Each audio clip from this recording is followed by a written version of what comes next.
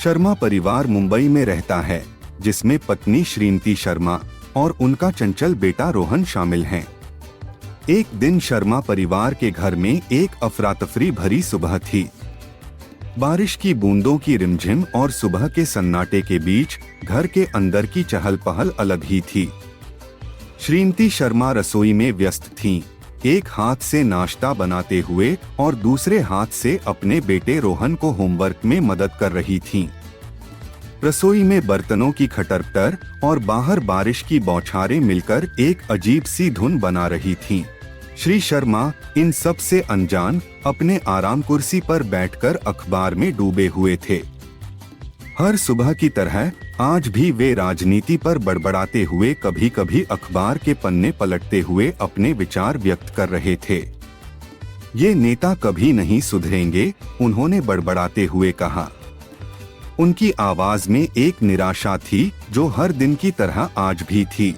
तभी अचानक दरवाजा खुला और उनके पड़ोसी श्री वर्मा घर में घुसते हुए चिल्ला पड़े, आप लोगों ने मेरा अखबार देखा क्या? हर रोज गायब हो जाता है। श्री वर्मा की यह शिकायत सुनकर श्रीमती शर्मा का धैर्य टूटने लगा था। वे पहले से ही घर के कामों में व्यस्त थीं और अब यह नई समस्या आ गई थी। इस सब के बीच उनका कुत्ता ब्रूनो, जो कि अपने स्वभाव में ही चंचल था, बिल्ली का पीछा करने लगा।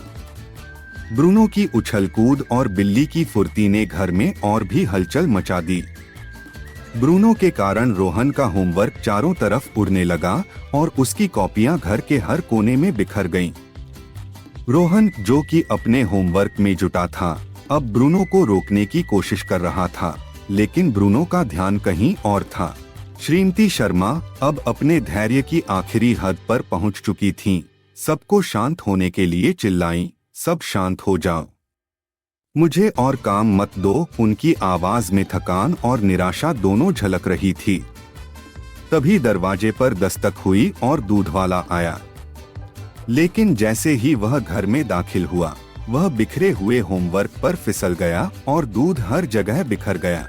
श्री शर्मा अब भी अपनी ही दुनिया में खोए हुए अखबार के पीछे से बोले, किसी ने मेरी चश्मा देखी? यह सुनकर श्रीमती शर्मा का गुस्सा और बढ़ गया, क्योंकि चश्मा श्री शर्मा के सिर पर ही थी।